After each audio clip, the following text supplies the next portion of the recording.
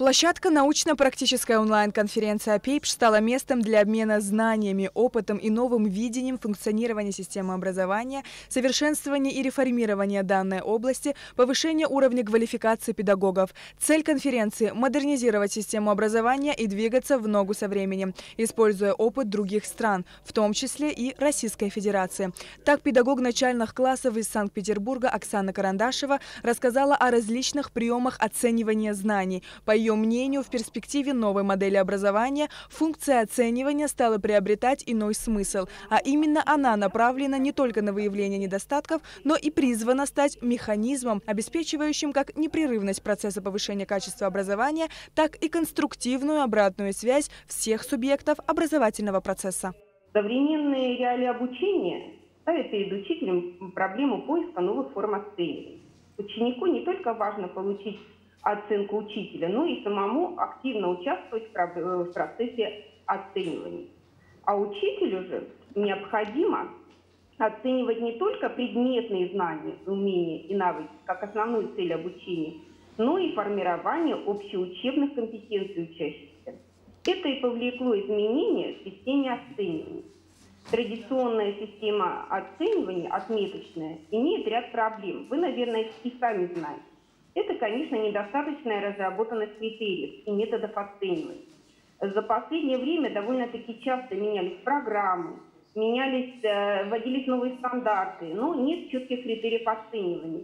Следующий доклад был на тему геймификации, то есть использования игрового мышления как одного из главных факторов повышения вовлеченности в образовательный процесс. Игровой подход широко применяется на цифровых обучающих платформах и начинает проникать в классическую систему образования. По словам автора доклада, школы используют данную методику для мотивации учащихся, что позволяет лучше усвоить изученный материал или выполнить нестандартные задания, развивающие логическое мышление и творческий взгляд.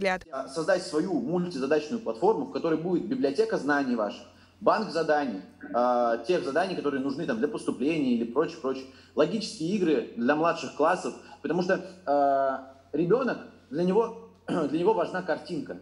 Если он не увидит картинку, он не сможет заниматься. Да? Чем лучше картинка, тем больше процент детей захотят играть в эту игру. Также нужно развивать симуляторы для старших и средних классов на этой мультизадачной платформе. Симуляторы могут быть абсолютно разные. Есть уже много готовых решений, которые можно приобрести на государственном уровне. Симуляторы, там, экономические симуляторы, да, и прочее, которые ребенку позволяют погрузиться в какой-то определенный процесс, которому интересно. Не менее познавательный доклад представила кандидат социальных наук, педагог английского языка из Болгарии Елена Алексеева. Тема – интерактивный инструментарий педагога-фасилитатора, человека, обеспечивающего успешную групповую коммуникацию. В педагогическом взаимодействии большое значение придается личности педагога. И то от того, какими индивидуально-психологическими особенностями он обладает, зависит эффективность этого взаимодействия. Учитель-фасилитатор – это педагог, деятельность которого проходит в рамках личностно-направленного подхода в образовании. И она в первую очередь характеризуется открытостью, акцентированным вниманием на чувства, эмоции, переживания учащихся. То есть здесь мы их поощряем за успехи и заслуги. Здесь, безусловно, на первом месте является доверительное отношение между учащимися и педагогом. На сегодняшний день это некий управленческий стиль, который мы с вами ведем, внедряем, то есть от нас зависит, как будет проходить образовательный процесс. Елена Алексеева также рассказала о стратегии Уолт Диснея, которая применяется и в коучинге для развития творческих способностей, креативности и разработки новых проектов. Дисней, он разделял способы мышления. Он говорил о том, что в каждом из нас заложено несколько ролей. Это роль мечтателя, реалиста, наблюдателя и критика. Так вот, почему бы нам не использовать все вот эти вот заложенные в нас роли для того, чтобы эффективно осуществлять групповую коммуникацию? Коллеги, когда я рассказываю вам про вот эту методику, я хочу, чтобы вы представляли себе, а как вы можете применить ее в своем образовательном процессе, да? То есть как можно это использовать на том или на ином уроке, как это можно использовать, например, в рамках освоения новой темы или в рамках закрепления темы уже изученной.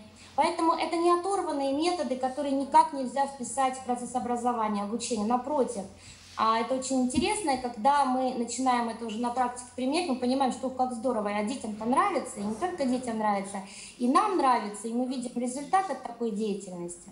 Последний доклад представила управленец-преподаватель АГУ Астанда Сацба. Она рассказала о применении коучинга в образовании. Цель – помочь учиться сознательно, с интересом приобретать знания, находить и максимально раскрывать свой потенциал.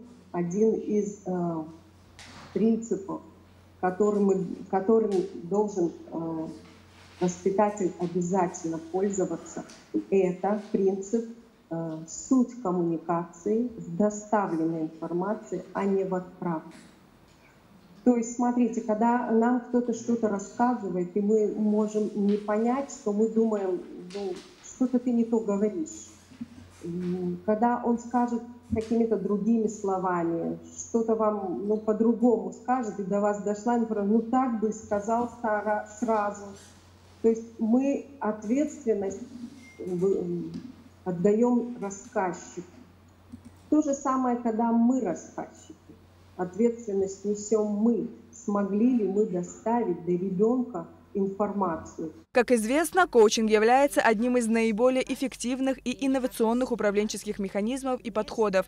Данная методика не учит, а помогает учиться. Она опирается на способность учиться самому и действовать творчески. Задавайте вопросы, выходите на связь с нашими спикерами, и это улучшит нашу систему образования в целом. Да? Главное начать с практики, да, вот, которую вы ведете ежедневно в школе, да, воспитывая и обучая детей.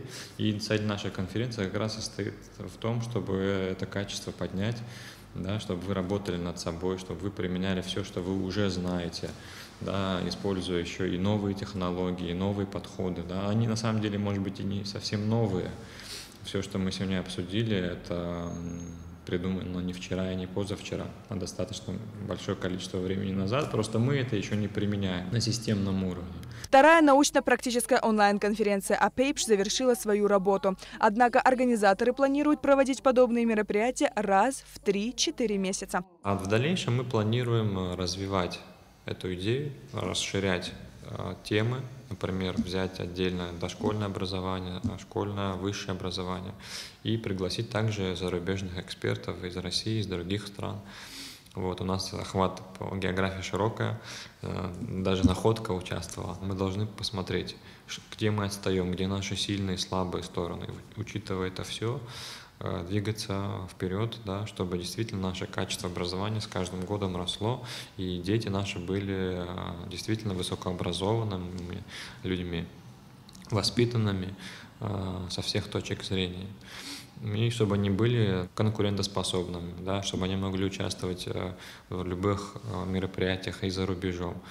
Поэтому наша цель в этом. Все активные участники второй онлайн-конференции АПейПШ получат сертификаты. Кроме того, победительница интерактивной игры, в которой надо было отгадать зашифрованное в каждом докладе слово, получила в подарок от турагентства Апсуатур тур по Абхазии. Ею стала заместитель директора по воспитательной работе Мгудзирской средней школы Милана Шамба. После завершения конференции в Министерстве просвещения был проведен онлайн-диктант. Победитель этого соревнования также будет поощрен памятным подарком. Сария Кварацхеля, Михаил Братухин, Абхазское телевидение.